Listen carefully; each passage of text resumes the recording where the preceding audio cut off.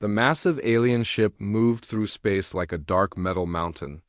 Its hull was black as night, covered in sharp spikes and glowing red lights. The ship was 3 miles long and 1 mile wide. Anyone who saw it would feel fear in their hearts.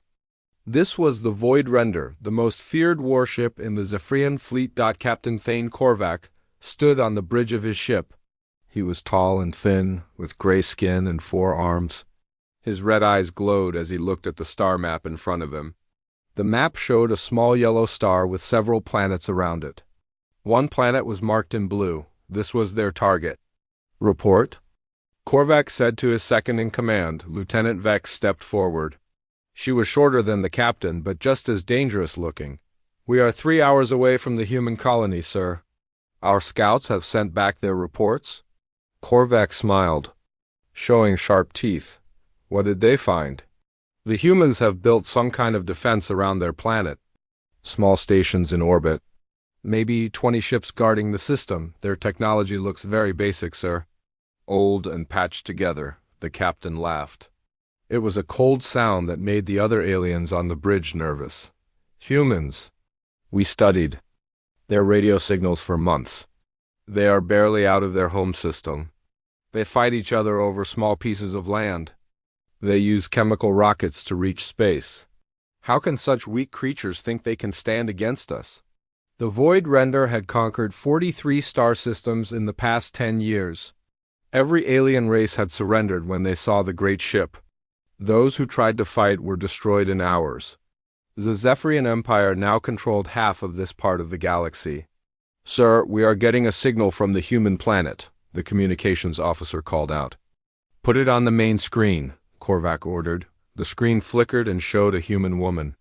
She had short gray hair and wore a blue uniform with gold marks on it. Her eyes were hard and cold. Behind her, other humans worked at control panels.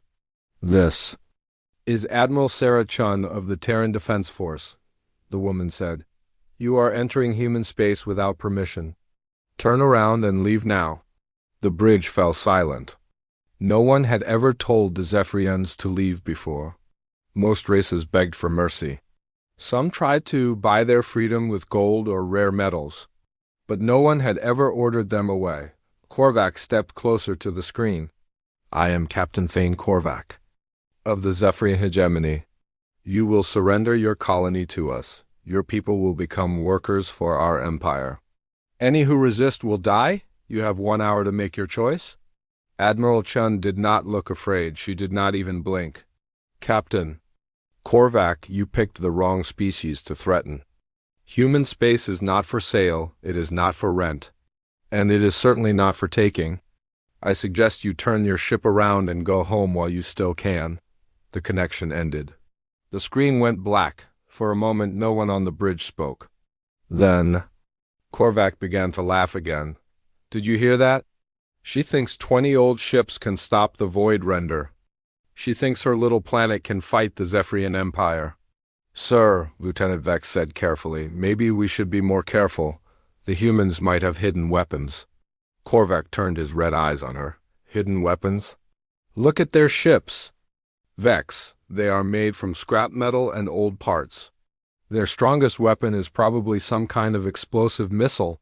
We have shields that can stop anything they have." He walked to the center of the bridge. Around him, dozens of alien crew members worked at their stations. The bridge was huge, with tall ceilings and walls covered in weapons controls. "All stations, prepare for battle," Korvac announced. "Charge the main guns. Ready the planet crackers. We will show these humans what happens when someone refuses the Zephyrian Empire." The ship began to hum with power. Deep in its belly, massive weapons came online. The planet crackers were the most feared weapons in the galaxy. They could break apart a whole world in minutes. "Sir, we are now 2 hours from the human planet," the navigation officer reported. "Good. Send another message to the human admiral. Tell her she has 30 minutes to surrender. After that, we will destroy every ship in their system. Then we will crack their planet like an egg." The communications officer sent the message. The response came back in seconds. "The humans say no, sir. Admiral Chun says to, quote, 'Come and try it.' Korvac's face turned darker. In all his years of conquest, no race had been this bold. Most aliens surrendered as soon as they saw the void render. The few who fought usually gave up after losing a few ships. "These humans are either very brave or very stupid," he said. "Maybe both, sir," Lieutenant Vex replied. The captain walked to the front of the bridge. Through the massive windows, he could see stars scattered across the black of space. Soon he would see the human planet. Soon he would add another victory to his long list. "Sir, our long-range sensors are picking up more activity around the human colony," the sensor officer called out. "What kind of activity?" "More ships are moving into position. Small craft mostly. Some look like cargo haulers that have been fitted with weapons. I count maybe 30 ships now." Korvac nodded. "They are gathering everything they have for one. Last fight, it will not matter. Ready all forward batteries. As soon as we are in range, we destroy their ships. Show no mercy." The Void Render continued its journey through space. Behind it came 3 smaller Zephyrian ships. These were destroyers, each one bigger than the largest human vessel. Together, the 4 ships carried enough firepower to level a continent. "1 hour to target, sir," the navigation officer announced. "Excellent. Begin final weapons check. I want every gun ready to fire." Today, the humans will learn why no one stands against the Zephyrian Empire. But as the great alien ship moved closer to the human colony, something strange was happening. The human ships were not running away. They were not trying to hide behind their planet. Instead, they were spreading out in a wide formation. It looked almost like they were trying to surround something much bigger than themselves. On the human command ship, Admiral Chun watched the approaching alien vessels on her screen. Around her, officers worked quietly at their stations. No one looked afraid. Some even looked excited. "Ma'am, the alien ship is huge," her tactical officer said. "Our sensors show it has enough weapons to destroy our entire fleet." "Probably," Chun agreed. "But they don't know everything about us. They think we're just another weak race ready to give up. They're about to learn how wrong they are." She turned to her communications officer. "Send a message to all ships. Tell them it's time to show these aliens what humans are really made of. No surrender, no retreat. We make our stand here."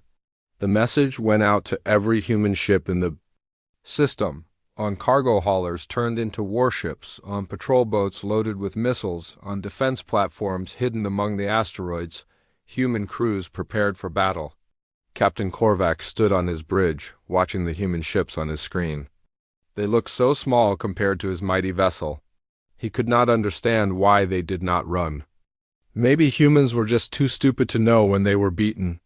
30 minutes to firing range, sir," his weapons officer reported. "Good. Target their largest ships first. We will crush their fleet and then crack their planet. After today, no other race will dare to refuse us." The Void Render moved forward through the dark of space, its weapons glowing with deadly energy. Behind it, the 3 destroyer ships followed like hungry wolves. They had come to conquer another world for their empire. But the humans were not planning to make it easy. Deep in their ships, human crews checked their weapons one last time. They knew they were facing an enemy much stronger than themselves. They knew many of them would not survive the coming battle. But they also knew something the aliens did not understand. Humans did not fight because they thought they could win. They fought because some things were worth fighting for, no matter what the odds. The stage was set for a battle that would change everything. In less than an hour, the galaxy would learn that humanity was not like other races. They would learn that humans had their own way of dealing with bullies. They would learn that no one invades human space. The first shots of the battle came from the Void Render. Captain Korvac ordered his gunners to fire on the closest human ships. Bright red beams of energy shot across space like angry lightning. The beams were so hot they could melt through steel in seconds, but something strange happened. The human ships moved. They moved fast, faster than the Zephyrian computers had calculated. The energy beams missed their targets and hit empty space instead. "What?" Korvac stared at his screen. "How did they dodge our targeting systems?" Lieutenant. Vex checked her instruments. Sir, the human ships are not following normal flight patterns. They are moving in ways that make no sense. Our battle computers cannot predict where they will go next. The human ships twisted and turned through space. Like flying snakes. Some flew straight at the alien vessels, then suddenly changed direction at the last second. Others spun in circles while firing their weapons. It looked like chaos, but there was a pattern to it that the aliens could not understand. Admiral Chun watched the battle from her command ship. All units, execute Plan Alpha. Show them how humans really fight. Her tactical officer smiled. Ma'am, the alien weapons are very powerful, but they're built to fight ships that fly in straight lines. Our pilots trained for this. On the human ships, pilots who had grown up playing video games and flying in Earth's atmosphere used skills the aliens had never seen before. They flew their ships like racing cars, like fighter jets, like birds dancing in the sky, the cargo. Hauler Lucky Strike came under fire from one of the Zephyrian destroyers. Captain Maria Santos, who had spent 20 years flying supply runs through asteroid fields, threw her ship into a barrel roll that would have made an Earth pilot proud. "They want to dance?" she said to her crew. "Let's dance." The Lucky Strike spun between the alien energy beams and fired back with missiles. The missiles were old Earth designs, nothing fancy. But they hit their target because the aliens never expected a cargo ship to fight like a fighter plane. Back on the void render, alarms were going off. The human attacks were not doing much damage to the massive ship, but they were hitting things the aliens did not expect anyone to target. "Sir, they hit our communication array," the communications officer reported. "We are having trouble talking to our other ships. And sir," the sensor officer added, "they keep hitting our sensor dishes. We are losing our ability to track their movements." Korvac was getting angry. The humans were fighting like insects, stinging and running away. It was not how space battles were supposed to work. In every other conquest, enemy ships lined up and fired at each other until one side was destroyed. "Target their command ship," he ordered.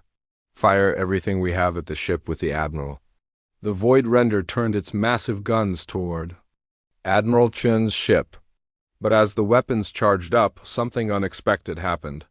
Every human ship in the area suddenly changed course and flew straight at the alien vessel. "Sir, they are all coming right at us," Lieutenant Vex said. "All of them.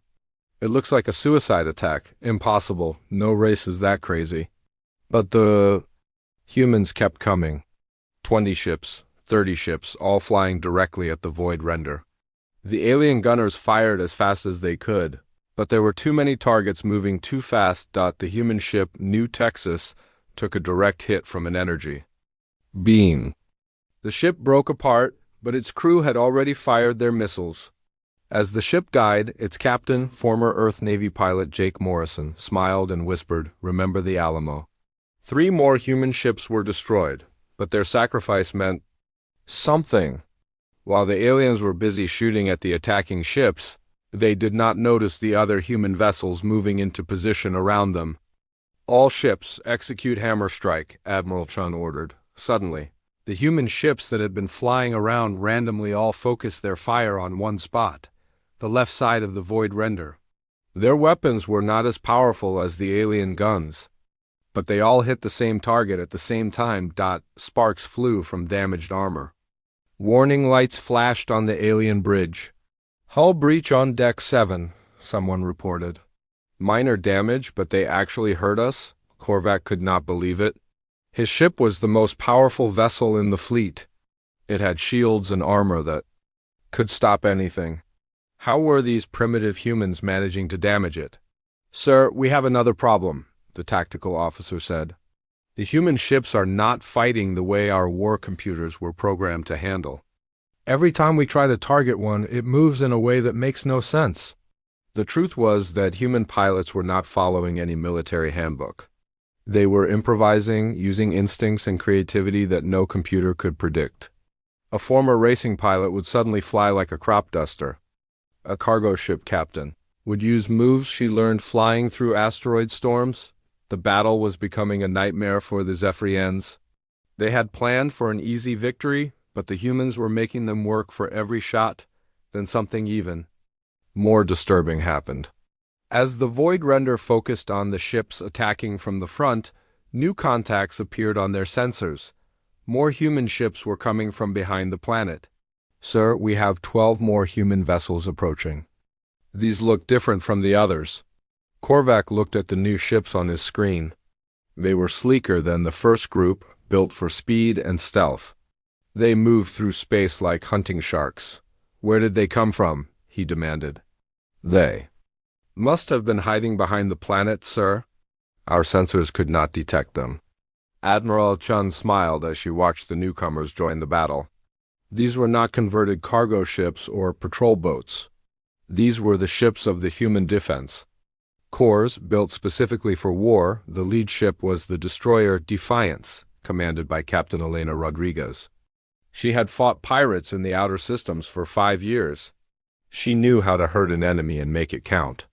Defiance to all Defense Corps ships, she said over the radio. Target their engines. We're going to make sure they can't run away when they realize their mistake. The Defense Corps' ships attacked with precision that surprised the aliens. Instead of the wild flying of the first group, these pilots struck specific targets with surgical accuracy, the human destroyer. Retribution fired a spread of missiles at the Void Render's engine section. The missiles were small, but they carried special warheads designed to damage alien technology. Direct hit on Engine 3, Lieutenant Vex reported. We're losing power. More alarms sounded as the human attacks continued. The aliens were discovering that their enemies had been studying captured Zephyrian technology. The humans knew exactly where to hit to cause the most damage. Captain Korvac was beginning to feel something he had not felt in years. Fear, not fear of dying, but fear of losing. His mighty ship was being hurt by creatures he had thought were barely capable of spaceflight. All ships, concentrate fire on the human destroyers, he ordered. Ignore the small vessels. But that was exactly what the humans wanted. While the big alien guns focused on the Defense Corps ships, the converted cargo haulers and patrol boats continued their stinging attacks. They hit sensors, communication arrays, weapon cooling systems, anything that would make the alien ship less effective. The human ship Golden Eagle was a former mining vessel that had been fitted with military weapons. Its captain, Sarah Kim, had spent 10 years flying mining equipment through dangerous space. She knew how to make a ship do things it was never designed to do. The Golden Eagle flew under the Void Render's main guns and fired explosive charges directly at the alien ship's hull. The explosions were not big enough to destroy the massive vessel, but they damaged important systems inside. Sir, they hit our main computer core, the tactical officer reported. We're having trouble coordinating our weapons. Korvac was furious. How are they doing this? They're using primitive weapons and old ships. We should be crushing them like insects. Lieutenant Vex had been studying the human attack patterns. Sir, I think I understand. They're not trying to destroy us with single powerful attacks. They're cutting us apart one small piece at a time. She was right. The humans had realized they could not match the Zephyrian ship's firepower, so they were using a different strategy: death by 1,000 cuts. Each attack was small, but together they were slowly crippling the great alien vessel. The battle continued for 2 hours. The humans lost 8 ships, but they had damaged the Void Render in ways that surprised everyone. The mighty alien vessel was still dangerous, but it was hurt and getting weaker. Then Admiral Chun made a decision that shocked both sides. All ships, this is Admiral Chun, prepare for ramming speed. Ma'am? Her tactical officer stared at her. You want to ram their ship? Not all of us, just me. Signal all other ships to continue the attack. I'm going to show these aliens something they've never seen before.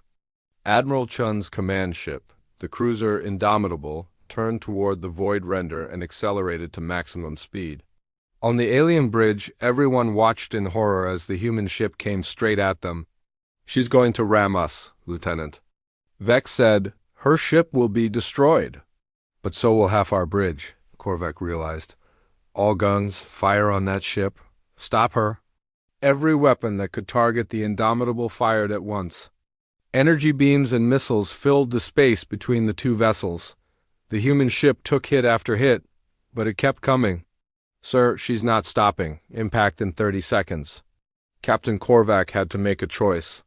Keep fighting and risk having his bridge destroyed, or do something that would shame him forever. Emergency maneuvers, he ordered. Move us out of the way. The massive void render, the terror of 43 star systems, turned and ran from a single human ship. Admiral Chun's ship missed the alien vessel by less than a mile, but the message was clear. Humans would rather die fighting than live as slaves. As the Indomitable flew past the alien ship, Admiral Chun sent one last message to Captain Korvac. That's what we call a warning shot, Captain. Next time we won't miss. On the alien bridge, everyone was silent. They had just witnessed something that went against everything they knew about civilized warfare. The humans were willing to sacrifice themselves for victory. Captain Korvac stared at the screen showing the human ship still fighting around his damaged vessel. For the first time in his career, he began to wonder if this conquest was worth the cost. The battle was far from over, but one thing was already clear. The Zephyrians had made a terrible mistake. They had attacked a species that would never surrender, never give up, and never stop fighting. The humans were just getting started. 3 hours into the battle, Captain Korvac thought the worst was over. His ship had taken damage, but it was still the most powerful vessel in the system. The human fleet had lost many ships, and surely they would surrender soon. Then his sensor officer made an announcement that changed everything. Sir, we have new contacts on long-range sensors. Multiple ships approaching from deep space. Korvac looked at the tactical display. 12 new dots were moving toward the battle zone. But these ships were different from the others. They moved in perfect formation, like a pack of wolves hunting together. What kind of ships are they? He asked. Unknown design, sir. They're smaller than our destroyers, but bigger than the human ships we've been fighting. And sir, they're moving very fast. Lieutenant Vex studied the sensor readings. Sir, these ships have stealth technology. Our sensors can barely see them. If they hadn't wanted us to know they were coming, we might not have detected them at all. On her command ship, Admiral Chun smiled when she saw the new arrivals on her screen. She opened the communication channel to the lead ship. Nightfall, this is Admiral Chun. Welcome to the party. Admiral, this is Captain Elena Vasquez of the Deep Space Fleet. Sorry we're late. We came as soon as we got your message. The ships now entering the battle were not like the converted cargo haulers and patrol boats that had been fighting the aliens. These were the vessels of the human Deep Space Fleet, designed and built for one purpose: hunting dangerous enemies in the dark between the stars. Captain Elena Vasquez had spent 5 years commanding the stealth destroyer Nightfall. She and her crew had hunted pirates, smugglers, and worse things that lived in the empty spaces between star systems. They knew how to track an enemy, how to hurt them, and how to disappear before anyone could fight back. All deep space units, this is Nightfall. Begin Operation Shadow Strike. Target their support ships first. Leave the big one for later. The Zephyrian fleet had 3 destroyer escorts spread around the main battle area. These ships were supposed to protect the Void Render from surprise attacks. But they had never faced enemies like the human Deep Space Fleet, the first escort ship. The Crimson Blade was patrolling the edge of the system when something impossible happened. Its sensors detected a brief contact, then nothing. A few seconds later, all of its communication equipment stopped working. Bridge, this is communications. We've lost all external channels.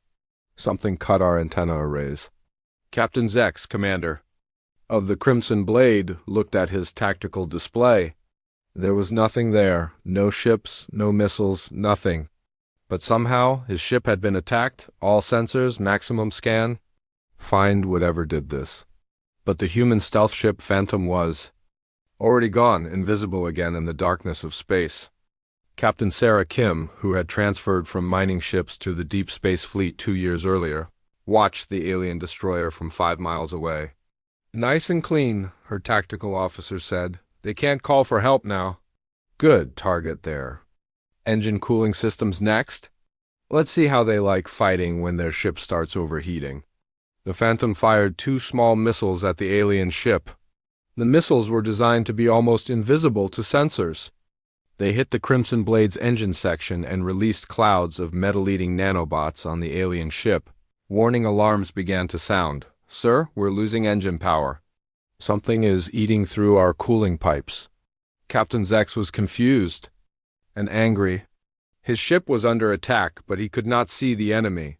"Fire at anything that moves. Use spread patterns. Hit everything around us." The Crimson Blade began firing its weapons in all directions, hoping to hit the invisible attacker. But the Phantom was already moving to its next target, and the alien weapons hit nothing but empty space. The same thing was happening to the other 2 escort ships. The human Deep Space Fleet vessels attacked like ghosts, striking without warning and vanishing before the aliens could respond. The destroyer Wolfpack, commanded by Captain James Chun, used a different approach. Instead of staying invisible, the Wolfpack pretended to be a damaged human cargo ship. "Zephyrian vessel, this is the cargo ship Lucky Day," Captain Chun said over the radio, changing his voice to sound scared. "Please don't shoot. Our engines are damaged. We surrender." The second Zephyrian escort, the Iron Fist, moved closer to capture what they thought was a helpless human ship. Captain Vorth, the alien commander, saw this as an easy victory after hours of frustrating battle. "Prepare a boarding party," Vorth ordered. "We'll take prisoners and learn about human technology." But as the Iron Fist came within range, the Wolfpack suddenly revealed its true nature. Hidden weapon ports opened along its hull, and a storm of missiles launched toward the alien ship. "Surprise," Captain Chun said, dropping the fake scared voice. The missiles hit the Iron Fist before it could raise its shields. The alien ship staggered under the impact, its hull breached in a dozen places. "This is Wolfpack to all deep space units," Captain Chun reported. "Target 2 is crippled. Moving to assist with Target 3. Back on the Void Render, Captain Korvac." Watched his escort ships being destroyed one by one. The humans were using tactics he had never seen before. They struck from the shadows, used deception, and disappeared before his ships could fight back. "Sir, we've lost contact with all 3 escorts," Lieutenant Vex reported. "The Iron Fist is dead in space. The Crimson Blade is trying to repair its engines. The Starpiercer is under attack by multiple human ships." "This is impossible," Korvac said. "How did 12 human ships destroy 3 of our destroyers?" The answer was simple, but the aliens did not understand it yet. The human Deep Space Fleet did not fight like a normal navy. They fought like hunters who had learned their skills in the most dangerous places in the galaxy. Captain Elena Vasquez of the Nightfall had spent months tracking a group of alien pirates who had been raiding human colonies. She learned to think like her enemies, to predict where they would go and what they would do. Those skills were now being used against the Zephyrians. "All units, Phase 2, she ordered. "Begin isolation protocol. Cut them off from each other." The Deep Space Fleet ships began to spread out around the battle area. They did not attack the Void Render directly. Instead, they positioned themselves between the main alien ship and any possible escape routes. On the Void Render, the sensor officer made a disturbing discovery. "Sir, the human ships have surrounded us. They're not trying to destroy us. They're trying to trap us." Lieutenant Vex checked her instruments. "He's right, sir. Look at their positions. They've cut off every route back to Zephyrian space. We can't run even if we wanted to." Captain Korvac felt cold fear growing in his chest. In 43 conquests, he had always been the hunter. Enemy ships tried to run from him, not the other way around, but now, somehow, he had become the prey. "Signal for reinforcements," he ordered. "Sir, our long-range communication array was damaged in the first attack. We can send short-range signals only, then boost the power. Get a message through to the nearest Zephyrian base." The communications officer tried for 10 minutes before giving up. "Sir, something is jamming our signals. Every time we try to send a message, it gets blocked." What the aliens did not know was that the human Deep Space Fleet had been preparing for this moment for months. They had studied Zephyrian communication frequencies and built jamming devices specifically designed to cut off alien ships from their fleets. Captain Rodriguez of the stealth ship Wraith was responsible for the jamming operation. Her ship carried the most advanced electronic warfare equipment in human space. Nightfall, this is Wraith. All enemy communications are blocked. They can't call home. Excellent work, Wraith. Maintain jamming until further notice. The battle around the Void Render continued, but now it had changed completely. The remaining human ships from Admiral Chun's fleet kept attacking the alien vessel, but they were no longer alone. The Deep Space Fleet ships appeared and disappeared like deadly shadows, striking at weak points and vanishing before the aliens could respond. The human destroyer Revenge, commanded by Captain Lisa Park, used a tactic called sensor ghosting. Her ship would appear on alien sensors for just a few seconds, long enough to fire a spread of missiles, then disappear again. Target their weapon control systems, she ordered her crew. We don't need to destroy them. We just need to make them helpless. The Revenge fired 4 missiles at the Void Render's main gun control center. The missiles were small, but they carried electromagnetic pulse warheads designed to shut down alien computers. The warheads exploded against the alien ship's hull, sending waves of electromagnetic energy through its systems. On the alien bridge, half the control panels went dark. Sir, we've lost control of forward weapons array, the weapons officer reported. The computers are rebooting, but it will take 10 minutes. Captain Korvac slammed his fist on his command chair. 10 minutes? In 10 minutes these humans will tear us apart piece by piece. He was beginning to understand that this was not a normal space battle. The humans were not trying to win a glorious victory. They were systematically destroying his ship's ability to fight back. The Deep Space Fleet had learned their tactics from years of fighting the worst criminals in human space. Pirates who used captured military ships, smugglers who knew every hiding place in a star system, alien raiders who thought humans were easy targets. All of those enemies had learned the same lesson that the Zephyrians were learning now. Humans did not give up. Humans did not run away. And humans were very, very good at making their enemies suffer. Captain Vasquez opened a communication channel to the Void Render. Zephyrian vessel, this is Captain Vasquez of the human deep space fleet. You are surrounded and cut off from your support. Your escort ships are destroyed or disabled. Your communications are jammed. Your weapons are being systematically disabled. I suggest you consider surrender? On the alien bridge, the response was immediate and angry. Never, Captain Korvac shouted. The Zephyrian Empire does not surrender to primitives. We will fight until our last breath. Your choice, Captain Vasquez replied calmly. All units, continue Phase 2 operations. Take them apart slowly. The message was clear to everyone on both sides. The hunters had become the hunted. The mighty Zephyrian fleet that had conquered 43 star systems was now trapped by the very species they had thought would be their easiest victory. And the humans were just getting started.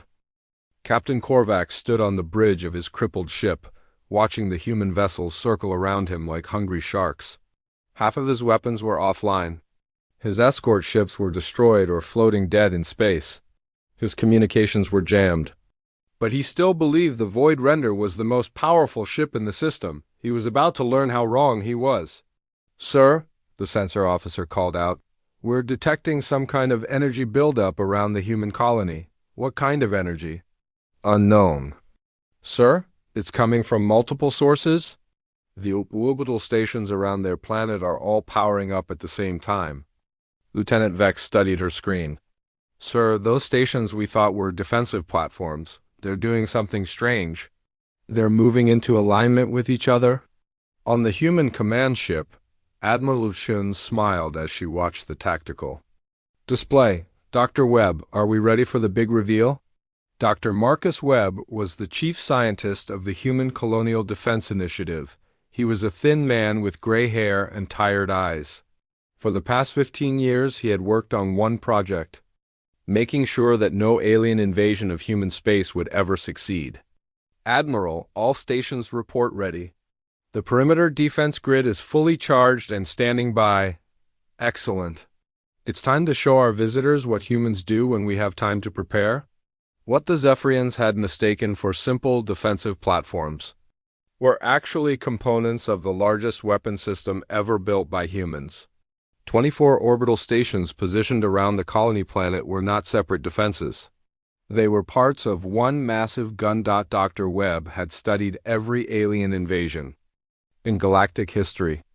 He learned that most species built their defenses the same way: big ships, powerful shields, heavy armor. But Dr. Webb had a different idea. Instead of building ships to fight alien vessels, why not turn entire star systems into weapons? All stations, this is Control. Begin charging sequence for Operation Thunderbolt. Around the human colony, the orbital stations began to move. What had looked like random defensive positions revealed themselves to be carefully planned firing points. The stations connected with energy beams, forming a massive ring of power around the planet. On the void render, alarms started going off. Sir? Massive energy spike from the human planet. Power levels are off our scale. Impossible, Korvac said. No single weapon can generate that much energy. Sir, it's not one weapon, it's all of them working together. They've turned their entire defensive grid into one giant gun. The truth was even more impressive than the aliens realized. The orbital stations were just the visible part of the perimeter. Defense grid, hidden throughout the system, were hundreds of other components. Asteroid mining stations that were actually missile platforms. Communication satellites that carried weapons instead of radios. Even civilian space stations had been built with hidden military capabilities. Dr. Webb spoke into his microphone. This is Control to all hidden assets. Phase 1 authentication. Zebra 7 Alpha 9. Throughout the star system, things that had looked harmless suddenly revealed their true nature. The mining station, Happy Digger, opened weapon ports and launched a spread of heavy missiles. The communication relay, Beacon Station, deployed a massive sensor array that could track stealth ships. The civilian space dock, New Hope, extended gun barrels that had been hidden inside cargo containers. Captain Korvac watched in horror as his tactical display filled with new weapon signatures. Where did all these come from? Sir, they were there all along. We thought they were civilian targets, not military installations. The aliens had made a critical mistake. They had assumed that humans, like most species, would keep their military and civilian facilities separate. They never imagined that every human installation in the system was designed to be both. Sir, Lieutenant Vex said, her voice shaking, we count over 300 weapon platforms.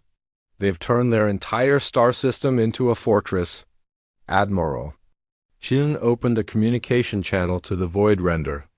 Captain Korvac, I think it's time you understood something about humans. We don't just defend our homes, we prepare for war. The orbital stations finished their charging sequence. Energy levels that could power a small city flowed through the connection beams. The weapon that Dr. Webb had spent 15 years building was finally ready to fire. Target locked on the alien vessel, the weapons officer reported. Firing solution confirmed. Fire, Admiral Chun ordered. The perimeter defense. Grid discharged its power in a focused beam of pure energy. The beam was so bright it lit up the entire system. It was so powerful it could have melted a mountain. The beam struck the void render's shields with the force of a small star. The alien ship's defensive systems, which had protected it through 43 conquests, overloaded and failed in seconds. Shields. Down! Someone screamed on the alien bridge. All shields are down, but the humans were not trying to destroy the void render. Not yet. The beam had been carefully calibrated to knock down the shields without killing the crew. Dr. Webb wanted the aliens to understand exactly how outmatched they were. Cease fire, Admiral Chun ordered. Let them think about that for a moment. On the alien bridge, everyone was silent. The most powerful shields in the Zephyrian fleet had been destroyed by a single shot. Captain Korvac realized that the humans could have killed them all, but chose not to. Sir, the tactical officer whispered, if they fire that weapon again, we're dead. But Admiral Chun was not finished with her demonstration. She opened another communication channel, this time to the entire human fleet. All ships, this is Admiral Chun, execute Protocol 7, show them everything. Around the system, human ships began to change. The cargo haulers that had been converted into warships revealed additional modifications. Hidden weapon pods opened along their hulls. Armor plating that had looked damaged and patched together folded back to show pristine military-grade protection underneath. The human destroyer, Defiance, had been pretending to be an old patrol boat held together with spare parts. But when Protocol 7 activated, the fake rust fell away to reveal a sleek warship with stealth coating and advanced weapons. Captain Rodriguez smiled as her ship transformed. All these months of playing weak and helpless. Finally, we get to show them what we really are. The conversion was happening throughout the human fleet. Ships that had looked like desperate civilians, fighting with whatever they could find, were revealing themselves to be purpose-built military vessels in disguise. Dr. Webb had insisted on this deception from the beginning. Let them think we're primitive, he had told Admiral Chun. Let them think we're desperate. When they realize the truth, it will be too late. Captain Korvac stared at the transformed human fleet. They were lying. All of it was an act. Those aren't converted cargo ships. They're military vessels designed to look weak. Sir, Lieutenant Vex said, we need to reassess everything. If they can disguise warships as civilian vessels, what else have they been hiding? The answer came immediately. Throughout the system, more hidden installations revealed themselves. What the aliens had thought was an asteroid field turned out to be a network of automated defense platforms. What they had believed was a damaged space station was actually a fortress bristling with weapons. The human colony itself began to change. The cities on the planet's surface opened to reveal massive gun emplacements. The civilian spaceport extended launch tubes for planetary defense missiles. Even the orbital docks around the planet deployed weapon systems that had been disguised as construction equipment. Dr. Webb spoke from the control center deep under the colony's main city. Admiral, all perimeter defense assets are now active. We have the alien fleet completely surrounded. Total weapon count, 1,437 platforms. All targeting the remaining alien vessels. Outstanding work, Doctor. Captain Korvac, are you listening? On the void render, Captain Korvac felt something he had never experienced before. Complete, helpless terror. His mighty ship was surrounded by more weapons than some star systems had for their entire defense. How? He asked. How did you build all this without anyone knowing? Admiral Chan's voice was calm and patient, like a teacher explaining something to a slow student. Captain, humans have been preparing for this day for 20 years. Ever since we first made contact with galactic civilization, we knew someone would eventually try to conquer us, so we prepared. She paused to let that sink in. Every human colony, every space station, every asteroid mining operation was designed with two purposes: to serve our people in peacetime and to destroy our enemies in war. The scope of the human preparation was staggering. The aliens had thought they were attacking a single weakly defended colony. Instead, they had walked into a trap that had taken decades to build. Dr. Webb had studied every successful alien invasion in galactic history. He learned that most species made the same mistake. They put all their defenses in obvious places. Military bases, orbital forts, obvious weapons platforms. Enemies could see them coming and plan accordingly, but humans had done something different. They had made their entire civilization into a weapon, but disguised it so well that no one could tell the difference between a mining station and a missile platform until it was too late. Sir, the sensor officer reported, we're being targeted by over 1,000 weapon systems. If they all fire at once, nothing will be left of us. Captain Korvac looked around his bridge. His crew was staring at him, waiting for orders. But what orders could he give? His shields were down, his escort ships were destroyed, and he was surrounded by enough firepower to level a planet. Admiral Chun, he said into the communication system, what do you want? I want you to understand something very important, Captain. This is what happens when someone attacks humans. We don't just fight back. We make sure the cost is so high that no one else will ever try it again. Admiral Chun stood on her bridge, looking at the tactical display that showed the trapped alien fleet. Around her, human officers worked quietly at their stations. No one looked excited or bloodthirsty. They looked professional, like people doing a job they had trained for their entire lives. You see, Captain, humans learned something a long time ago. The best way to win a war is to be so prepared for it that no one wants to fight you in the first place. She gestured to her tactical officer, who began transmitting new data to the alien ship. We're sending you detailed scans of our defensive capabilities. Take a good look. See what you're really facing. The data that appeared on the Void Render screens was overwhelming. Weapon specifications, deployment numbers, range calculations, firing solutions.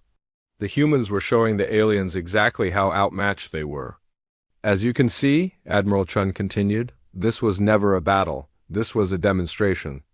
We wanted to show you, and through you, the rest of the galaxy, that humans are not victims waiting to be conquered. Captain Korvac studied the data. His crew was receiving. The numbers were impossible. No single star system should have this much military power. But the evidence was right in front of him. How many other colonies do you have like this? He asked. Admiral Chin smiled, though the alien could not see it. Captain, this is one of our smaller defensive installations. We've been building systems like this around every human world for 20 years.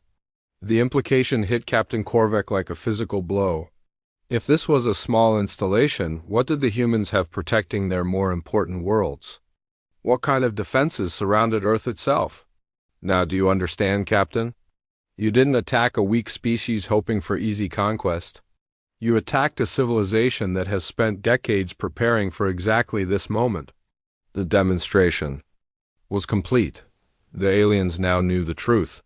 Humanity was not a primitive species barely capable of spaceflight.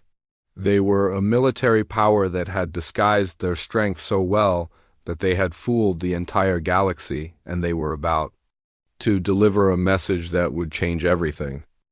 Admiral Chen stood on the bridge of her command ship, looking at the crippled alien vessel on her main screen. The mighty Void Render, terror of 43 star systems, hung helpless in space. Its shields were down, its weapons disabled, its escort ships destroyed. Captain Korvac and his crew were completely at her mercy. But Admiral Chun was not thinking about mercy. She was thinking about the future. Open a channel to the alien ship, she ordered. Channel open, Admiral. Captain Korvac, this is Admiral Chun. I'm going to offer you something that we humans call a choice. You can die here with your ship and your crew, forgotten in the darkness between stars. Or you can live to carry a message back to your empire. On the alien bridge, Captain Korvac felt the eyes of his crew watching him. Some looked hopeful, others looked ashamed. All of them looked defeated. What message? He asked. The truth, Captain. The truth about what happens when someone tries to invade human space. Admiral Chen walked closer to the communication console. Behind her, human officers continued their work with quiet efficiency. They had won this battle, but they knew the real fight was just beginning. Dr. Webb, are you ready to begin the final phase? Dr. Webb's voice came through the intercom from his control center deep under the colony. All systems ready, Admiral. We can begin whenever you give the word. Excellent. Captain Korvac, I'm going to show you something that I hope will help you understand what you're really dealing with. The tactical display on the Void Render changed to show a map of human space. Dozens of star systems were marked with blue dots. Each dot represented a human colony or outpost. This is human territory, Captain. 23 star systems, 47 inhabited worlds, over 2 billion people. What do you think you're looking at? Captain Korvac studied the map. Your empire, your civilization. Wrong, Admiral Chun said. You're looking at a weapon. Every single one of those systems has been prepared the same way this one has. Every colony, every space station, every asteroid mining operation is ready for war. She paused to let that information sink in. Captain, you didn't attack a single colony defended by a few ships. You attacked a military power that has spent 20 years turning our entire civilization into one massive fortress. The implications were staggering. If every human system was defended like this one, then the human race had more military power than some galactic empires. They had been hiding their strength so well that no one in the galaxy knew how dangerous they really were. But why? Lieutenant Vex asked from her station on the alien ship. Why build so much if you never planned to conquer anyone? Admiral Chun heard the question and decided to answer it. Because, Lieutenant, humans learned something important from our own history. The strong survive not by conquering others, but by making themselves too dangerous to attack. She gestured to her tactical officer, who began broadcasting new information. To the alien ship. We're sending you files from our historical database. Read about something we call World War II. Read about a place called Pearl Harbor. Learn what happens when someone attacks humans without warning. The data that flowed to the Void Render told the story of humanity's bloodiest conflict. Captain Korvac and his crew read about battles that lasted for years, about nations that fought until their cities were reduced to rubble, about people who refused to surrender even when facing certain death. You see, Captain, humans have a saying, those who forget history are doomed to repeat it. We remember what happens when peaceful people are not prepared for war. Captain Korvac studied the historical records with growing horror. The humans had fought wars that made the Zephyrian conquest look like minor skirmishes. They had developed weapons that could destroy entire worlds. And they had used those weapons when pushed too far. But that was your past, he said. You're civilized now. You wouldn't actually destroy whole planets. Admiral Chun's voice became very cold.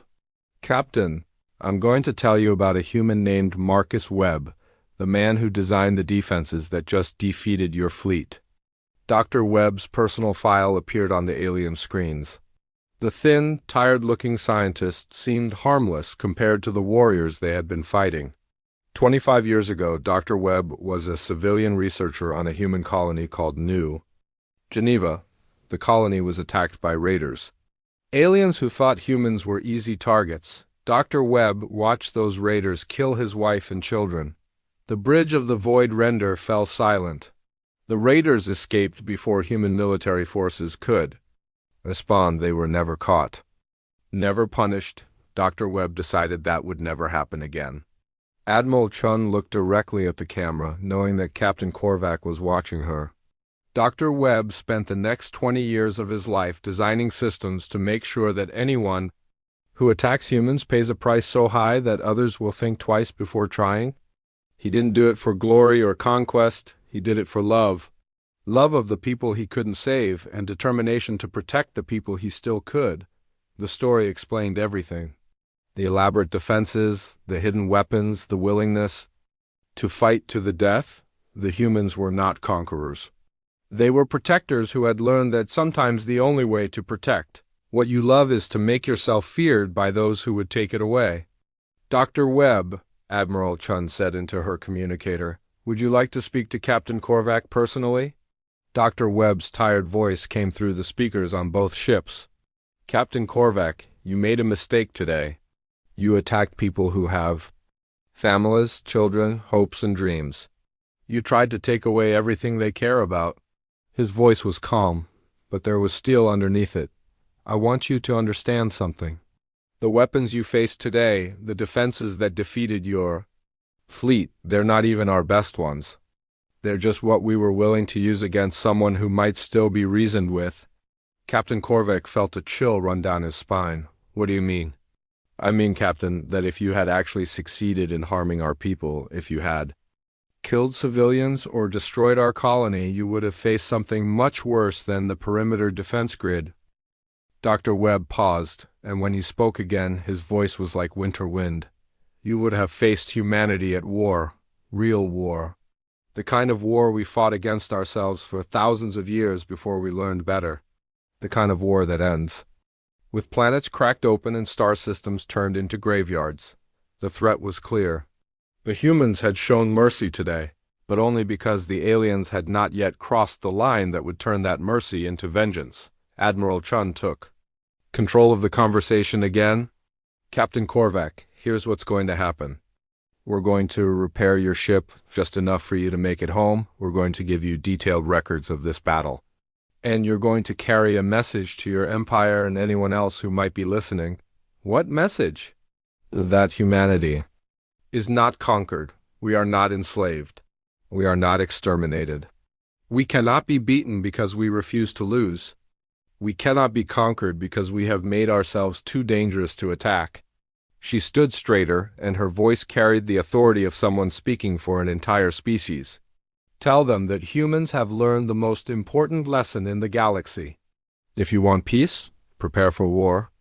If you want to be left alone, make sure the cost of bothering you is higher than anyone is willing to pay. Captain Korvac understood. The message was not just for the Zephyrian Empire. It was for every species in the galaxy that might someday look at human space and think it would be easy to take. Tell them, Admiral Chun continued, that no one invades human space. Not because we won't let them try, but because anyone who tries will learn why that's the biggest mistake they could ever make. The repair work on the Void Render took 6 hours. Human engineers worked alongside alien crew members to fix the damage that had disabled the great ship. It was a strange sight, enemies working together to save lives. During the repairs, Captain Korvac was allowed to tour one of the human defense stations. What he saw there would stay with him for the rest of his life. The station was not just a weapon platform. It was also a school, a research center, and a home for 300 human families. Children played in gardens built inside the station's rotating sections. Scientists worked in laboratories developing new technologies. Teachers prepared lessons for the next generation.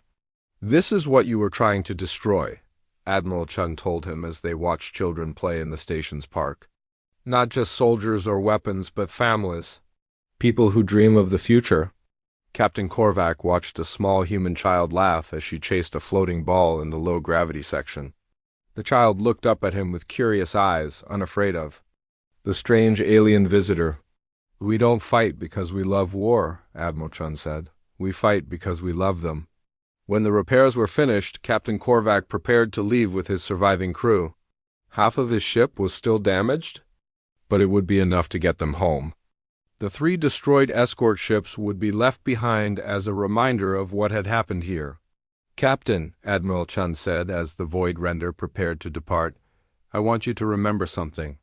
Today you were our enemy, but we still saved your life. We could have killed you all and no one would have blamed us.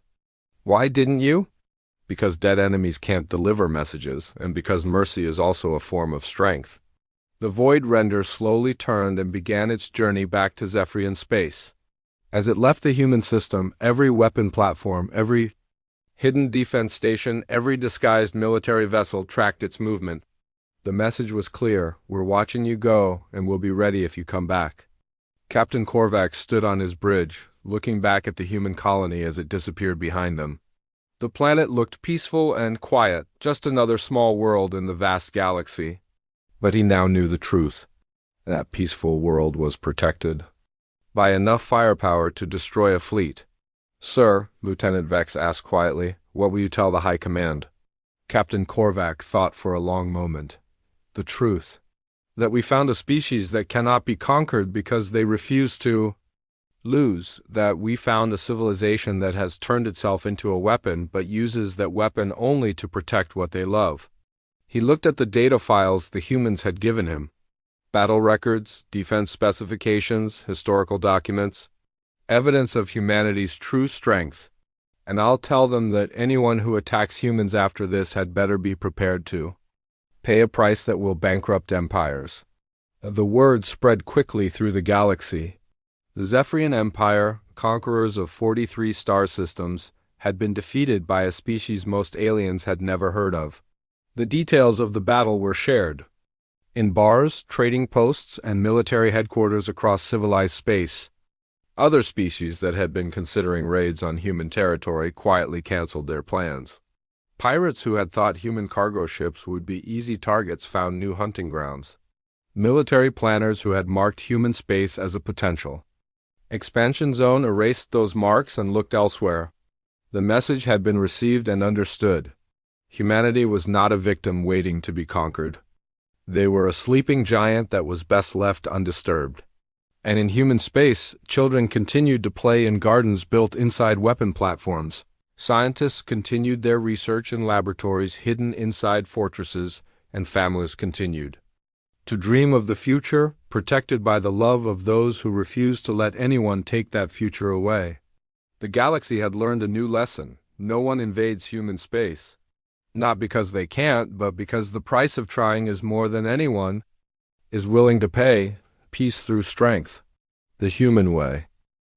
The warning lights flashed red across the bridge of the council. Ship Harmony's voice. Commander Thexara stared at the massive screen showing the destruction of New Alteria colony. Bright explosions lit up the darkness of space as enemy ships tore through the peaceful settlement. Her forearms shook as she watched thousands of innocent lives disappear in seconds. "How many survivors?" she asked her communications officer. "None from the outer colonies," Lieutenant Vexy replied, his voice barely a whisper. "The Zephyrians are not taking prisoners this time. They are killing everyone." Thexara closed her large eyes and tried to control her breathing. In her 50 years of service to the Galactic Council, she had never seen such complete destruction. The Zephyrians had always been aggressive, but this was something different. This was total war. The Zephyrian Empire had been quiet for almost 10 years. The Council thought they had given up their dreams of conquest after the last peace treaty.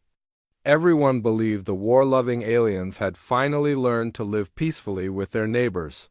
How wrong they had been. 3 weeks ago, Zephyrian battle fleets had appeared without warning at the edge of Altarian space. They attacked with new ships, bigger and more powerful than anything the Council had ever seen. These massive vessels, each one the size of a small moon, carried weapons that could destroy entire cities with a single shot.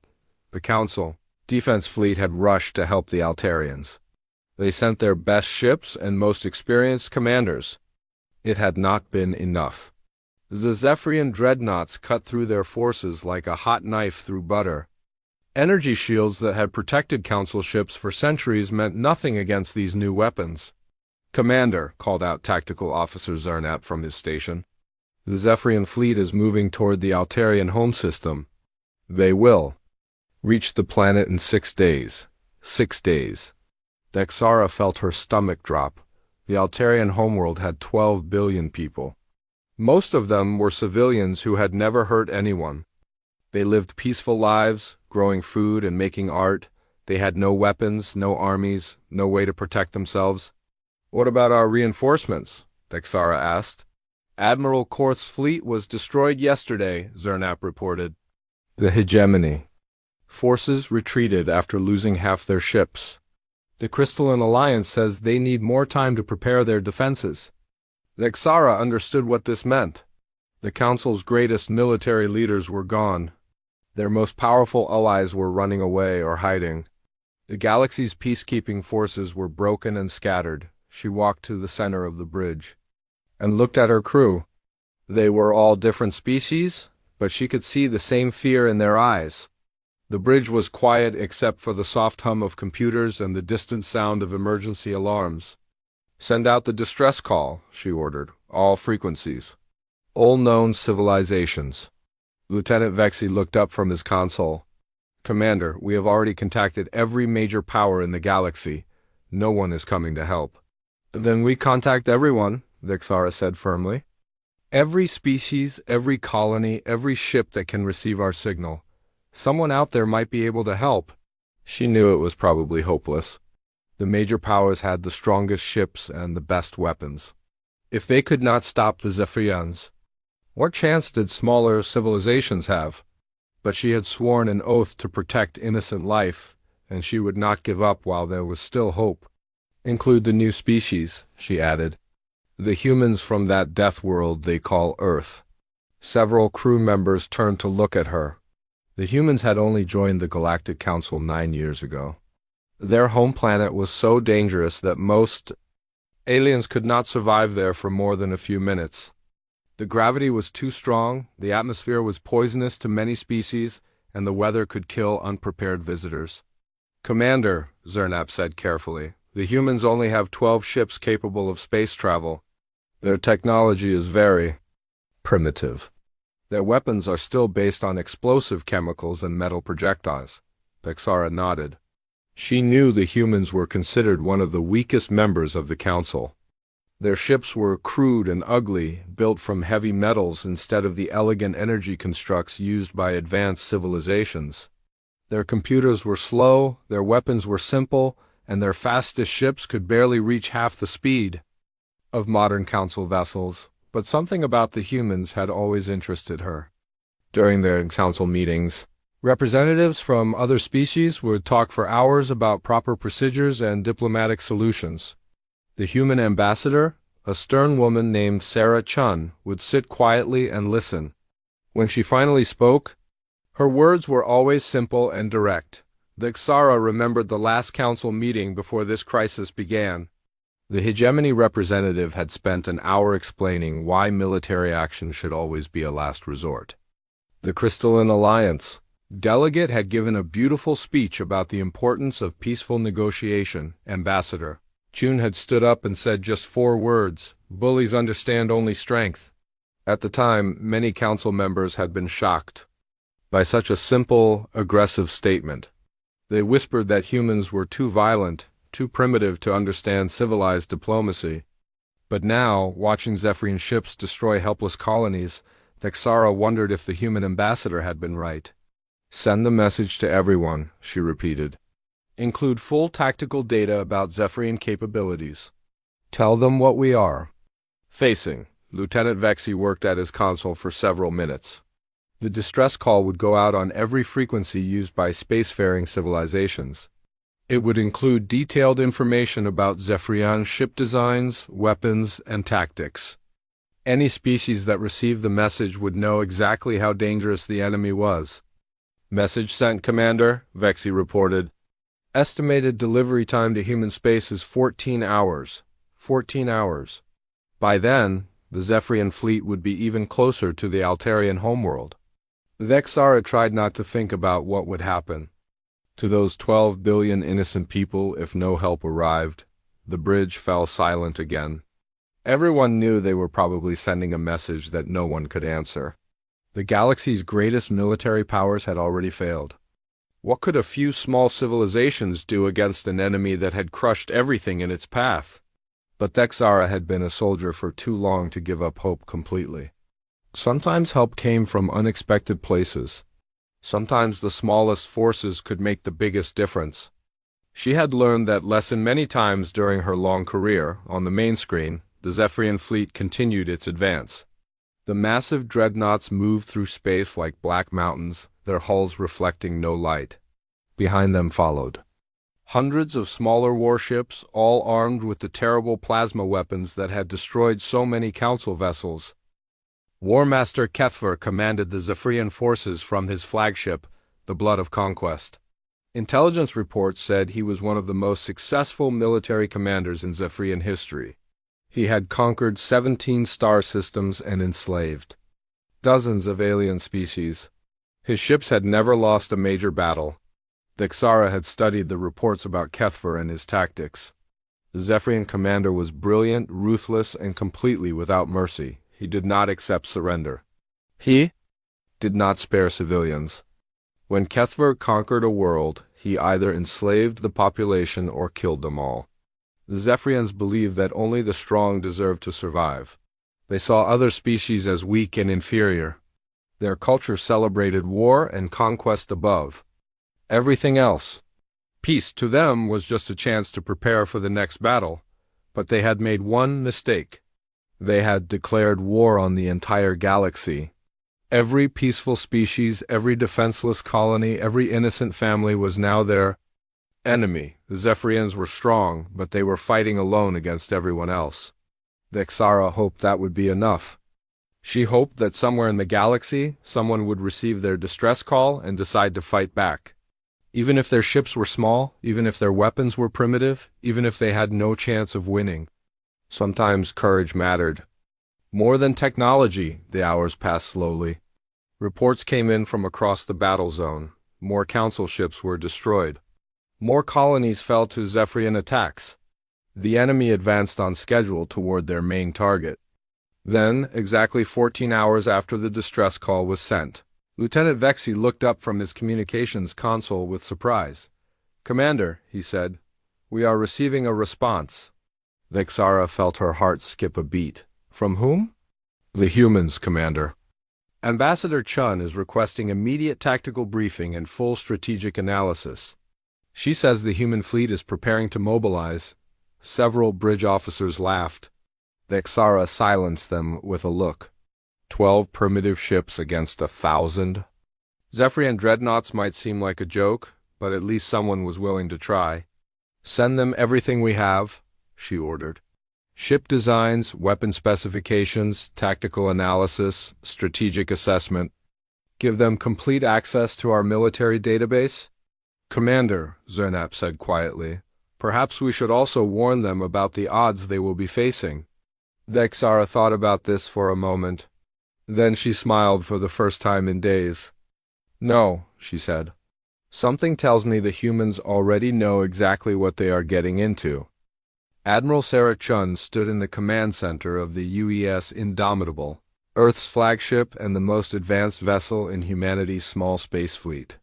The massive holographic display showed tactical data streaming in from the Galactic Council. Every few seconds, new reports arrived showing more destruction, more colonies lost, more innocent lives ended by Zephyrian weapons. Chun was 54 years old and had spent her entire adult life preparing for moments like this. She had fought in the water wars of 2387, commanded troops during the Mars Rebellion, and led the first human expedition beyond the solar system. Her gray hair was pulled back in a tight bun, and her dark eyes studied the incoming data with the focus of a predator. "Captain Martinez," she called to her second-in-command. "Status report on fleet readiness." Captain Elena Martinez looked up from her console. She was younger than Chun, with short, black hair and scars on her hands from her years as a Marine. "Engineer, all 12 ships report ready for immediate departure, Admiral. Fusion reactors are at full power, weapon systems are charged, and crews are standing by." Chun nodded. 12 ships. It sounded pathetic compared to the 1,000-vessel armada that the Zephyrians had deployed. But these 12 ships represented everything humanity had built in space. Every resource, every technological advance, every lesson learned from centuries of warfare on Earth. The UES Indomitable was the pride of the human fleet. She was 800 meters long and massed almost 2 million tons. Her hull was built from titanium steel alloy, layered with ceramic armor plates that could withstand direct hits from nuclear weapons. Inside her belly were magnetic accelerator cannons that could fire tungsten slugs at 30% of light speed. The other 11 ships were smaller but equally deadly. The destroyers, relentless, defiant, and unstoppable, carried swarms of kinetic interceptors and close-range plasma cutters. The cruisers Washington, Moscow, and Beijing mounted heavy railguns and tactical nuclear missiles. The assault carriers, Normandy, Guadalcanal, and Stalingrad, could deploy hundreds of marine boarding pods in minutes. To galactic standards, human ships were primitive and ugly. They used brute force fusion reactors instead of elegant antimatter drives. Their weapons fired simple metal projectiles instead of sophisticated energy beams. Their hulls were thick slabs of metal instead of lightweight force fields. But Chun knew something that the rest of the galaxy did not understand. Human ships were not built for elegance or efficiency. They were built for war. Every system had backups. Every weapon had multiple firing modes. Every hull plate was designed to keep fighting even after taking massive damage. "Admiral," called out Communications Officer Jiang from his station. "We are receiving real-time updates from Council forces in the combat zone. The Zephyrian advance has accelerated. They will reach the Altarian homeworld in 4 days instead of 6. Chun felt her jaw tighten. 4 days meant they had even less time than expected. The human fleet would need to travel for 3 days at maximum speed just to reach the battle zone. That left only 1 day to somehow stop an enemy force that had already destroyed everything the galaxy could throw at it. Any word from other civilizations? She asked. Anyone else responding to the distress call? Jiang shook his head. The hegemony is reinforcing their home systems. The Crystalline Alliance is requesting time to build new defensive platforms. The Void Walkers say this conflict does not concern them. Chun was not surprised. She had attended enough council meetings to understand how galactic politics worked. Every species was primarily concerned with protecting themselves. They would offer sympathy and moral support, but when real fighting was needed, they found excuses to stay home. Humans were different. Perhaps it was because Earth was such a dangerous world that its people had learned to fight or die. Perhaps it was because human history was filled with stories of small groups standing against overwhelming odds. Or perhaps it was simply because humans were too stubborn to know when they were beaten. Connect me to the fleet, Chun ordered. All captains, priority channel. The holographic display changed to show 11 smaller screens, each containing the face of a ship captain. These were some of the finest military officers Earth had ever produced. They came from every continent and every branch of the old national militaries. What united them was their absolute dedication to protecting innocent life. Captain Sarah Kim of the destroyer Relentless had been born in the underground cities of Korea during the climate wars. Captain Almeida Hassan of the cruiser Cairo had fought pirates in the asteroid belt for 15 years. Captain Maria Santos of the assault carrier Normandy had led the first successful boarding action against a hostile alien vessel. Ladies and gentlemen, Chun began, her voice carrying clearly across the communication channels. You have all seen the tactical data from the Galactic Council. The situation is simple. An aggressive empire is slaughtering innocent civilians, and no one else is willing to stop them. She paused and looked at each captain in turn. We are outnumbered almost 100 to 1. The enemy has superior technology, better weapons, and more experience with space combat. By every rational analysis, we have no chance of victory. Captain Santos smiled grimly. When has that ever stopped us before, Admiral? The other captains chuckled. Chen felt a familiar warmth in her chest. This was why she loved serving with humans. Other species saw impossible odds and calculated the probability of failure. Humans saw impossible odds and started planning how to win anyway. The Zephyrians think they understand warfare, Chun continued. They have bigger ships, more powerful weapons, and shields that can stop any energy attack the Council can produce.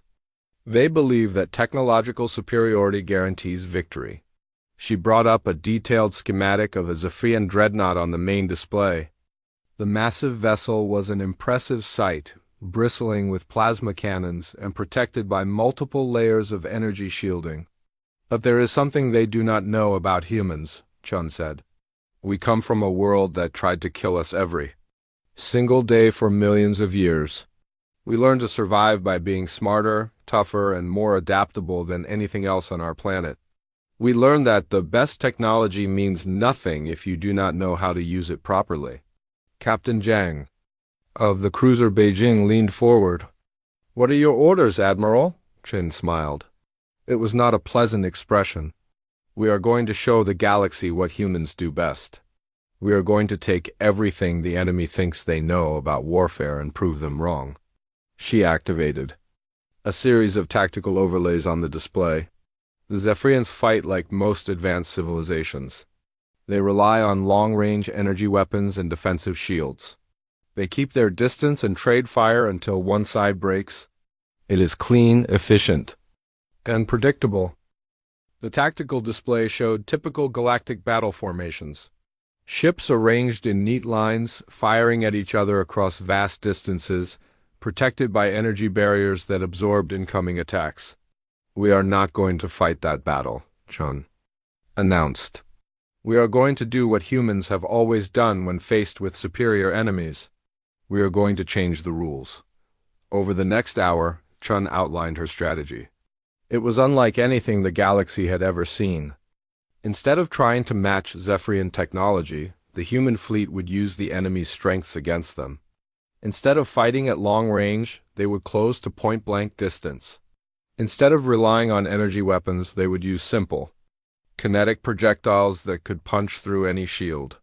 The plan was dangerous. It required the human crews to endure accelerations that would kill most alien species. It demanded split-second timing and perfect coordination. One mistake would result in the destruction of the entire fleet.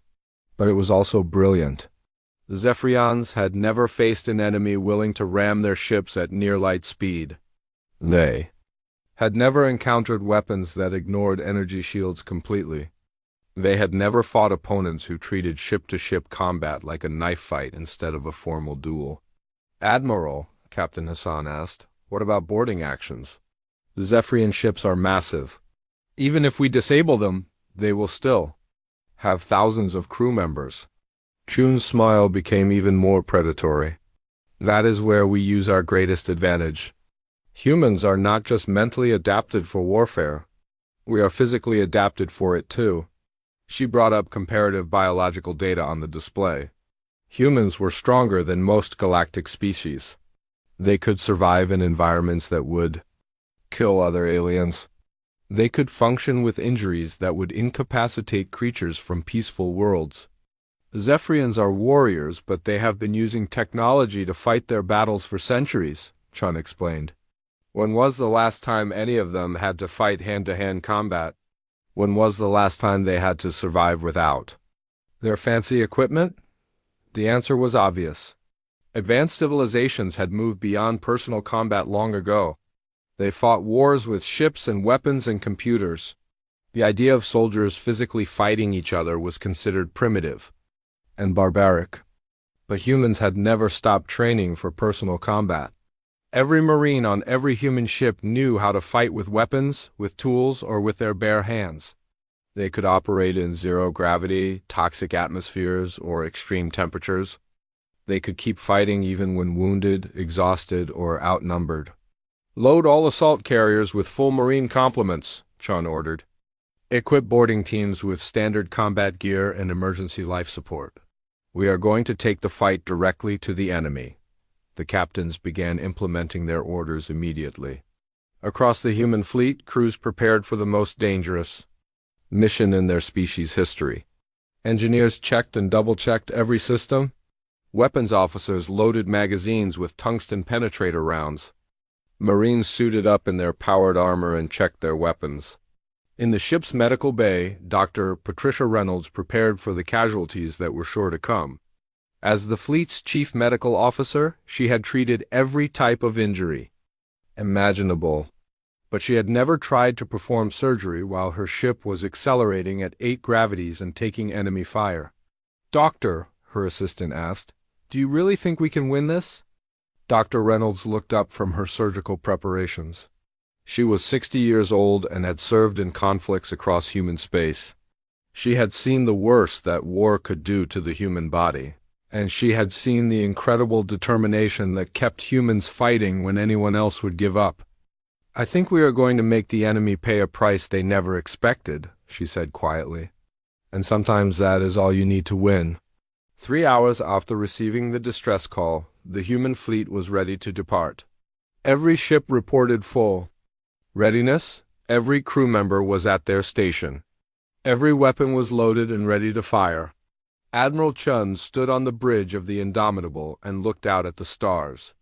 Somewhere out there, innocent people were dying while an evil empire grew stronger. The galaxy's protectors had failed. The great civilizations had retreated. Only 12 human ships stood between the Zephyrians and total victory. "All ships," she broadcast, "prepare for jump to lightspeed. Destination, Altarian system. Mission: stop the Zephyrian advance by any means necessary." She paused for a moment, thinking about the words that would send her people into almost certain death. "This is Admiral Chun to all human vessels. We are going to show the galaxy what Earthers are made of. We may be outnumbered, outgunned, and operating far from home, but we carry something more powerful than any weapon the enemy possesses. We carry the determination of a species that has never learned how to quit." The fleet jumped to lightspeed in perfect formation. Behind them, Earth continued its ancient rotation, unaware that its children were racing toward the greatest battle in human history. Ahead of them waited an enemy that had conquered star systems and enslaved entire species. An enemy that had never been defeated, an enemy that believed itself invincible. The Zephyrians were about to learn that they had made a terrible mistake. They had declared war on humanity, and humans had been preparing for this fight for their entire evolutionary history. War Master Kethver stood on the command bridge of his flagship, the Blood of Conquest, and watched the destruction of another Council defense platform. The massive structure, once home to 50,000 military personnel, exploded in a brilliant flash of white light. Pieces of metal and energy conduits scattered across space like dying stars. Kethver was nearly 3 meters tall and covered in dark gray scales that had been scarred by decades of warfare.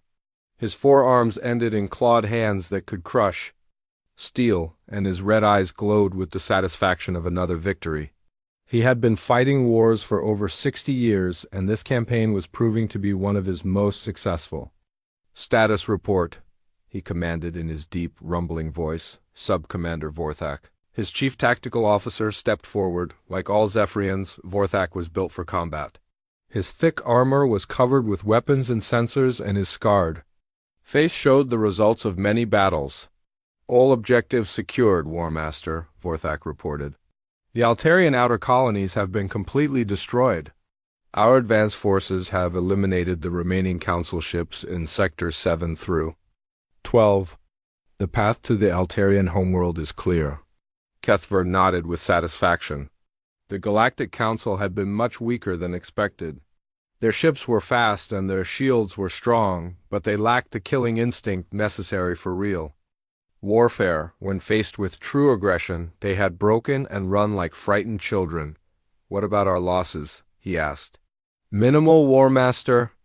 We have lost 18 fighter craft and 2 escort vessels. 3 dreadnoughts have minor damage to their outer hulls. All ships remain fully operational, 18 fighters and 2 escorts. Against an enemy force that had numbered in the thousands just days ago." Kethver felt the familiar warmth of victory spreading through his body. This war was going even better than he had hoped. The Zephyrian fleet was a sight that would terrify any rational being. At its center were the 12 massive dreadnoughts, each one over 5 kilometers long and bristling with plasma cannons. These ships could destroy entire cities with a single volley, and their energy shields could absorb any weapon the Council possessed. Surrounding the dreadnoughts were hundreds of smaller vessels, cruisers armed with long-range particle beams, destroyers carrying swarms of guided missiles, fighter carriers that could deploy thousands of attack craft in minutes. Altogether, the fleet represented the military might of an empire that had conquered dozens of star systems. But the true strength of the Zephyrian fleet was not its technology. It was the warrior culture that had created it. Every ship was commanded by veterans who had proven themselves in battle. Every weapon was maintained by engineers who understood that failure meant death. Every tactical decision was made by minds that had been trained from birth to think only of victory. Kethver walked to the main tactical display, his heavy footsteps echoing across the bridge. The holographic map showed the current positions of all Zephyrian forces. Red icons marked enemy positions, though there were few of those left. Green markers showed the locations of conquered worlds, and there were many of those indeed. "Show me the Altarian homeworld," he ordered. The display zoomed in on a blue-green planet surrounded by orbital defense platforms. Intelligence reports indicated that 12 billion Altarians lived on that world. Most of them were civilians who had never seen warfare. They spent their lives growing food, creating art, and raising families in peaceful cities. Soon they would learn what it meant to face the Zephyrian Empire. "The planetary defenses look impressive," Vorthak commented, studying the tactical data. 47 orbital platforms, each armed with heavy plasma cannons. A network of defensive satellites covering all approach vectors. Ground-based missile sites at every major population center. Kethver laughed, a sound like grinding metal. "Impressive to whom? We have faced defenses 10 times stronger than these. Remember the siege of Krekstar Prime? They had over 200 platforms and thought themselves invincible." Vorthak nodded. The siege of Krekstar Prime had been one of Kethvar's greatest victories. The enemy had possessed superior numbers and defensive positions, but they had lacked the will to fight to the death. When Zephyrian forces had broken through their outer defenses, the defenders had surrendered rather than face complete destruction. The Altarians will fall just as easily, Kethvar continued. They are a peaceful species. They have no experience with real warfare. When they see our dreadnoughts approaching their world, they will beg for mercy. The War Master turned to his communications officer. Have there been any responses to the Council's distress call? A few minor powers have offered to send supply ships and medical aid, the officer reported. Nothing that could affect the outcome of our campaign. Most civilizations are preparing to defend their own territories rather than helping others. This was exactly what Kethvar had expected. The galaxy was full of species that talked about unity and cooperation, but when faced with real danger, they thought only of themselves. It was a weakness that made conquest much easier. Wait, the communications officer added, checking his displays more carefully. There is one response that might be of interest. A small fleet from the human homeworld has departed for this system. Several bridge officers laughed at this news. The humans were famous throughout the galaxy as the newcomers from the death world called Earth. Their planet was so dangerous that most civilized species could not survive there for more than a few minutes. The gravity was crushing, the atmosphere was toxic, and the weather systems could kill unprepared visitors. But despite coming from such a hostile environment, the humans themselves seemed remarkably weak.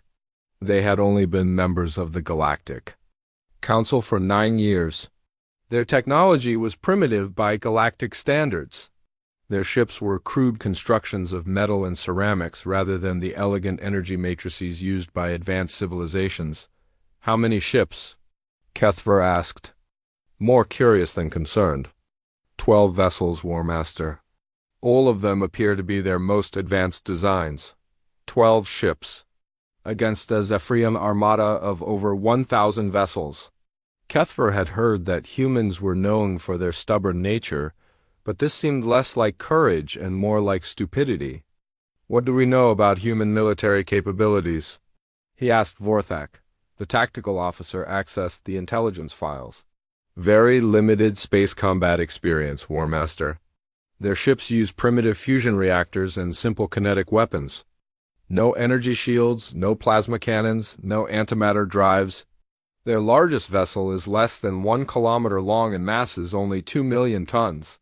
Kethvar compared these numbers to his own flagship. The Blood of Conquest was over 5 kilometers long and massed 30 million tons. Its main plasma cannon could vaporize the largest human ship with a single shot. Its shields could absorb the combined firepower of the entire human fleet without taking damage. Fascinating, he mused. I have heard that humans are supposed to be unusually aggressive for such a primitive species. Perhaps we will finally get to test that reputation. The truth was that Kethvar was slightly disappointed by how easy this campaign had been so far. The Council forces had been numerous but weak. They relied too much on defensive tactics and not enough on offensive action. Their commanders were too concerned with minimizing casualties and not concerned enough with achieving victory. A real fight against a truly dangerous enemy would be much more satisfying. But 12 primitive ships hardly qualified as a real challenge. Should we divert forces to intercept the human fleet? Vorthak asked. Kethvar considered this for a moment. It would be easy enough to send a squadron of cruisers to destroy the approaching human ships. A quick strike would eliminate them before they could even reach the battle zone, but that would rob him of the chance to study these famous Deathworlders in action. Intelligence reports suggested that humans had an unusual approach to warfare, though no one could explain exactly what made them different. This might be his only opportunity to observe them directly. No, he decided, let them come. We will deal with them after we finish destroying the remaining Council forces. I am curious to see what these Deathworlders can do against a real military. The next few hours passed quickly as Zephyrian forces continued their advance. Scout ships reported that the last Council defense fleet had been located and was retreating toward the Altarian homeworld. The enemy vessels were badly damaged and low on ammunition. They would not be able to mount any serious resistance. Kethver studied the tactical projections with satisfaction. In less than 4 days, his fleet would reach the Altarian homeworld. The orbital defenses would fall within hours. The planet itself would surrender before the end of the week. After that, the Zephyrian Empire would control the entire sector. Other civilizations would see what happened to those who opposed them. And many would choose to surrender rather than fight. The galaxy would learn to fear the Zephyrian name once again. "War Master," the communications officer called out. "We are receiving new intelligence about the approaching human fleet." "What sort of intelligence?" Kethver asked. "The humans have been analyzing our tactical data. They have requested detailed information about our ship designs and weapons, capabilities from the Council database." This was interesting.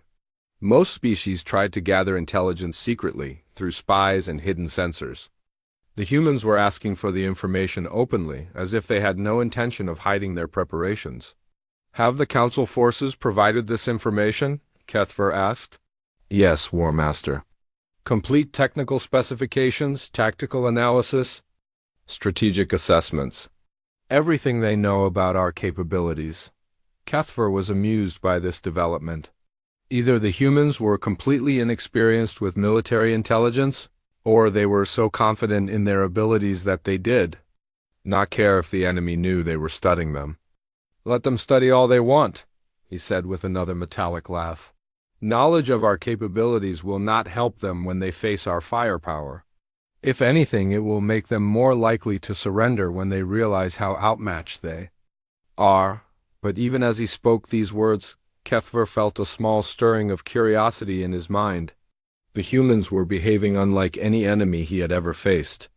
Most species either ran away when confronted with superior force, or they tried to match his technology with their own advanced weapons. The humans seemed to be doing neither. They were not retreating, but they were also not trying to build bigger ships or more powerful weapons. Instead, they were studying their enemy carefully and preparing for something that Kethver could not quite understand. For the first time in this campaign, the War Master felt a tiny flicker of uncertainty. Not fear, certainly. No primitive species could threaten the might of the Zephyrian Empire. But perhaps these Deathworlders would prove more interesting than he had initially expected. "Continue monitoring human communications," he ordered. "I want to know everything they are planning." As the hours passed and the Zephyrian fleet drew closer to its final objective, Kethver found himself thinking more and more about the approaching human ships. 12 vessels against 1,000. Primitive technology against advanced weapons. A species that had barely achieved interstellar travel against an empire that had conquered the stars. By every rational analysis, the humans had no chance of affecting the outcome of this war. They would arrive, perhaps fire a few ineffective shots, and then be destroyed or driven away like all the others. But something about their behavior suggested that they might not see the situation in quite the same way, and that, Kethver thought with growing anticipation, might make this campaign interesting after all. The human fleet dropped out of light speed at the edge of the Altarian system with a flash of twisted space and radiation.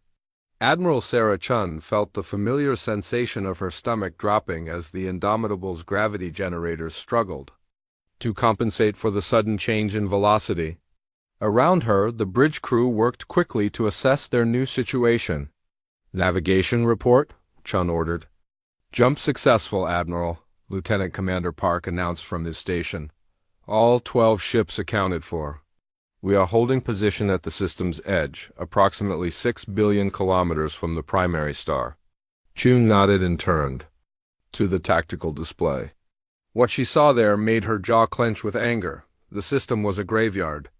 Broken pieces of Council ships drifted in the darkness, their hulls torn open and their crews dead. Emergency beacons flashed weakly from a few life pods, but most of the survivors were already beyond help. "My God," whispered Captain Martinez. "How many ships did they lose?" Tactical Officer Wang worked at his console for several moments before answering. Scanning debris patterns and energy signatures, I count at least 300 destroyed council vessels, possibly more, 300 ships. Each one had carried hundreds or thousands of crew members. Families, friends, people with hopes and dreams who had died trying to protect innocent civilians. Chen felt the familiar cold anger that